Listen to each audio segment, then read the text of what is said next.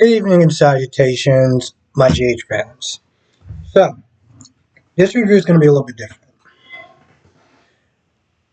I've been doing reviews for about 3 years, which is um, it's still strange to say out loud. I'm going to try something a little bit different. So, today I'm going to sit there and talk about some of the stuff that I liked, and then I'm going to sit there and dive into whatever the hell the rest of this episode was. I'm going to start off with Spencer and Esme. Spencer was really overreacting today. Okay, he was doing way too much. Esme was like, "Yo, listen, I got it. I can't sit there and be relying on you forever, and we're gonna be good." Spencer's not there acting like they're moving to goddamn Mars at this point. Like he is never gonna see his brother. By the way, it feels like this kid constantly needs to be reminded that that's his brother, not his son. But, he's acting like she's moving to a far, far, far, far away place. And you know what? Part of me is kind of looking at this and I'm like, well, if we don't see Esme in a while, that may be a good thing. Listen, when Esme first came in, she was a baddie. Okay? She was a great villain. And then they had her lose her memory and she became like just a very boring character. Just boring, no spice, no nothing. And it seems like they're just going to continue her in this way moving forward, which is a real shame. I don't understand how you actually have a character that is giving you something. You're just like, nope. Now, I have my theories about that, and I may shift in and share that in a members only video. May or may not. But yeah, I think everyone kind of has an idea where I'm going with that. Anyway, the point is, well, so, she finally leaves, he's in there, oh, you need this, you need that, you need this, you need that. And she's like, no, I'm going to be good. I'm going to have to be good. Like, I'm damn near a grown-ass woman at this point. So she leaves, cries.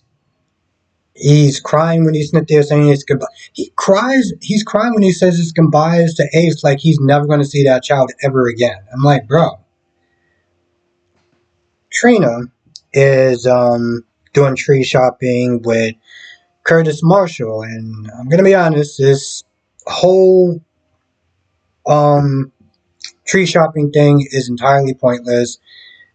They're nice little cute scenes. He talks about his mother, his time growing up, how much he appreciated what his mom did. Very cool, very touching stuff. I could have did without it. Trina realizes the time, and so she, books it out of there. She has to Spencer because she knew that Spencer was gonna have a hard time with this. And Spencer admits that, it's better this way. It's less confusing for that child because that child is going to be growing up thinking like, are you my dad? Are you my brother? What are you? So, he's like, it's better for him this way. And, she gives him props for finally coming to realize that. Thank God. One of the things I will sit there and say about the trees buying scene is that I think that Trina picked a small tree. I mean, she says she picked a small tree because that's what her mom like grew up having and stuff like that. But I felt like she picked a small tree for Curtis. There's a part in the episode where they're talking about climbing on a tree or whatever, and she kind of stops and realizes like, oh. Kurt's like, listen, basically just because I'm in a chair doesn't mean that we can't get a large tree and stuff like that.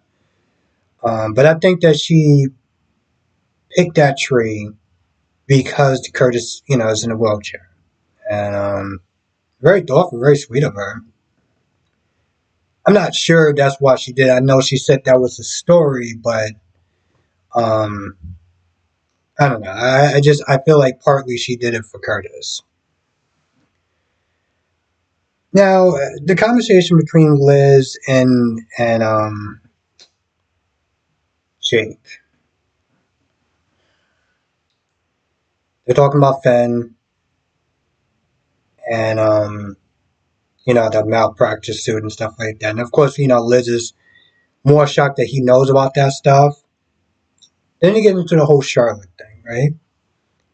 He doesn't know where he stands with her and everything like that. They haven't really been talking. She's very hard to read and stuff. They get to a point where they're talking about guns.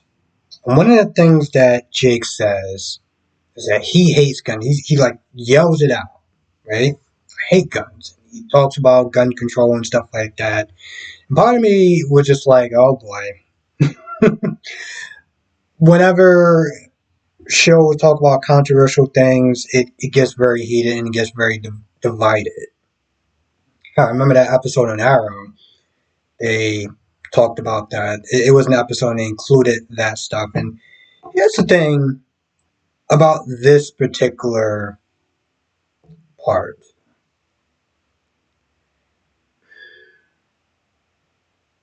Jake is coming from a place of emotion, right?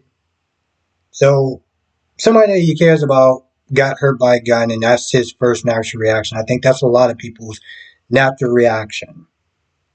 But the thing is, he's talking about gun control. Like, Anna wasn't permitted to sit there and carry a firearm. You know, you got to sit there and think about the subject matter. Charlotte broke into her place. She couldn't sit there and tell who that was. It was dark. She was wearing a hood, and she made a quick, move or whatever. Well, I'm pretty sure that was in the report. But the way that Jake responds to it, like it was just some random burglar or whatever that just shot Charlotte, and that wasn't the case. So it was just one of those things where it's like he got really angry. And I'm just like, bro, this isn't. You're talking about gun control. I think that's as controlled of a situation as it can get as far as carrying a firearm. Um, Joselyn and Adam. So Adam is happy that he got a 97. I don't. This is the part where it perplexed me because why would you call your dad? Like I feel like the conversation between him and his dad is so tense and awkward and stuff like that that you would want to do it in your own room somewhere else, not next to somebody else. He calls. He says, I got a 97, and he talks about the makeup test, and then he lies. He's like, oh, yeah, my friend Jocelyn, she got sick, so, I had to sit there and do a makeup test. Josh just sitting there looking at the phone like, oh, really? You tell him. Gets off the phone, and she's not livid, but she's not happy about it, right? Now, one of the things that Jocelyn said was, you need to sit there and start taking control of your own life. He's like, I have a lot of pressure on myself. I have a lot of pressure from my parents and stuff like that. They want me to sit there and do good. This is all I've been building up to do, whatever. And Jocelyn's like, when are you going to sit there and start taking control of your own life?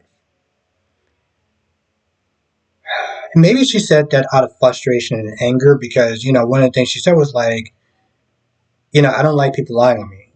And she didn't blow up on him too bad, but she was like, don't lie to me. Don't lie about me. Also, she was like, so let me get this straight. If I was feeling sick and stuff like that, you just would have practically just left me there, right? You just would have finished the test and just been like, huh, it sucks for you. He didn't even sit there and say anything back like, oh, no, I totally would have. So we know that probably would have been the outcome. So she wasn't happy about that as well. But that being said,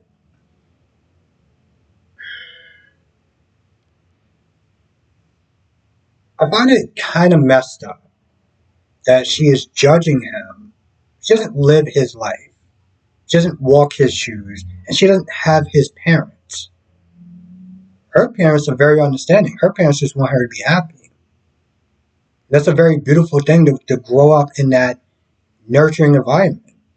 But not everyone actually has that option. So, for her to sit there and really kind of come down on them, like, oh, when you're just going to sit there and just shape up and just man up or whatever, pretty much it's like, but you're not in his shoes. You don't, you know. So it was a little off-putting to sit there and say the least. After that, he apologizes or whatever. He leaves, and he still went there taking that those hopefully it's not over the counter medicines um to help him study and stuff like that. On top of the fact that he's drinking some off-brand Coca-Cola. Let's be honest, we all know it's Coca-Cola. And I'm pretty sure that has caffeine in it, and I'm pretty sure the stuff that he's taking also has caffeine in it. People are just saying that he's going to be a stalker. I'm like, he may actually want to have a heart attack before that happens.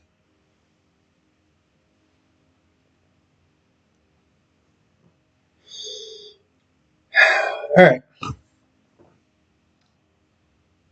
Marty, Alexis, and Finn play pretend courtroom, right? They want to drill him to sit there and make sure that he's prepped for this deposition.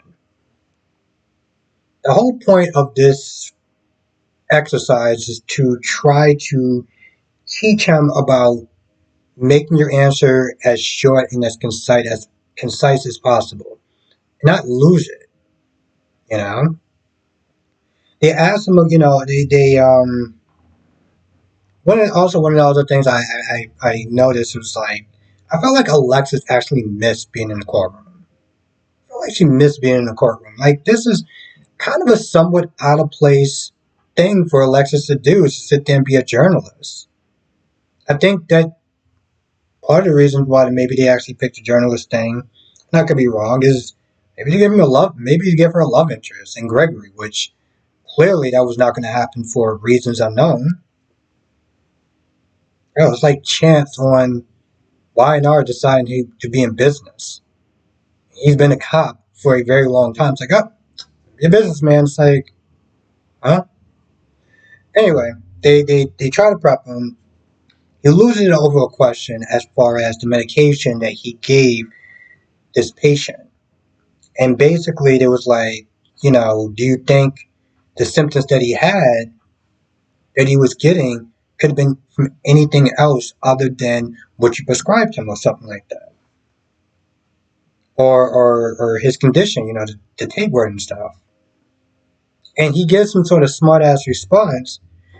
And of course, Marty has to sit there and pay up Alexis that, he lost for like 15 something minutes. After that, he realized just how short his answers, even from the beginning. I think they asked him his name and he stated his name, but it was like, can you state your name? Not state your name, just can you do it? Are you capable? Are you good? Can you follow simple instructions? It was pretty much but I'm not gonna lie, I kind of thought that was kind of stupid. I think that anyone would just automatically state their name, but whatever. So you got that going on. I don't know what the scene with Maxi. This is where some of this episode starts to go downhill. By the way, Maxi Cynthia talking about the chemistry between Sasha and Cody, and they're selling romance and stuff like that, and just talking about a bunch of deception stuff that I'm gonna be honest, I really didn't care about. But they go through that. Felicia comes in. Felicia's like, "Oh yeah, James is okay. He has the 24-hour bug." I'm like, the 24-hour bug. That to me, that sounds like, man, I'm sick. I want to go home so I can sit there and read comic books and watch cartoons all day. But don't worry, I'll be back tomorrow. That's what I thought when she said the 24-hour bug. Anyway, she left and she let Sasha and Cody handle this conference call. Um, Dante is called in by Laura to, give her an update on Austin's case and wondering why is it taking so long? You should be much further ahead in this investigation. And then I'm like, does Laura not sit there and know that the crime took place in Pawtucket? So, it's not within Port Charles' jurisdiction. Like, did anyone actually inform her on that before she even said that? They get into it, and, Dante's like, I think it's Cyrus. Laura's like, well, how do you know? Jordan's there, by the way. And Laura's like, how do you know? Uh, informant. Yeah, yeah, yeah. Very close informant. Just that they're going to possibilities. And, Laura's like, well, if he did it, then I'll throw him back in jail. Yeah, okay.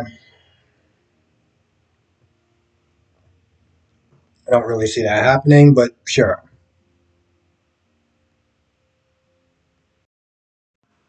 I think that's about it. Now, before I do go, here's the thing about GH, and this is something that I've been noticing from people in my particular comment section and just in other comment sections in general. So a lot of times, most people sit there and say, this episode is kind of boring. I'm in my live stream tonight, right? I'm going to find a couple of people that's going to be like, hey, what you thought of the episode? Yeah, that was kind of lackluster. That was kind of boring. I think with General Hospital, there's a couple of things that I just have a theory on, right? When I started watching it, the episodes was an event. And I literally do mean an event. Like they actually had different people get together. I always talk about the Metro Court hostage situation, the water pathogen, the GH hotel fire, right? Yeah, I even sit there and take it back a little bit further with another show. One Like to Live. That's when I first started watching soaps. The train wreck. You had Christian. Now I can't remember his. I can't remember Christian, Will, and whatever character that Erica Torpey played. These were events. Of course, you could all sit there and say, "Well, the bigger budget." Yes, true. But these are events, right? So naturally, I could sit there and say that it was a lot different back then. Obviously, Bob Gooser was running it, so I mean, kind of goes without saying. So there's that. Sometimes I always sit there and think that maybe because we've been watching soap operas for so long time, that maybe we're just kind of used to. Like when I first started watching these soap operas, these episodes were just episodes. Maybe not every episode was great, but it was new to me, right? So I didn't really know what to expect. I was always like waiting for the next good episode or this episode was interesting and stuff like that.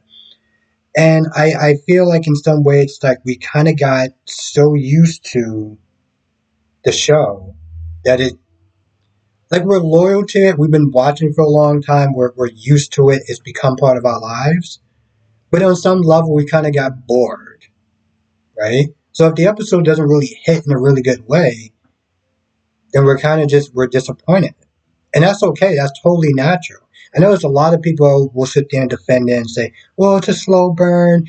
It's a Wednesday, this, that, and the third. But you're allowed to sit there and be like, yo, this was a boring episode.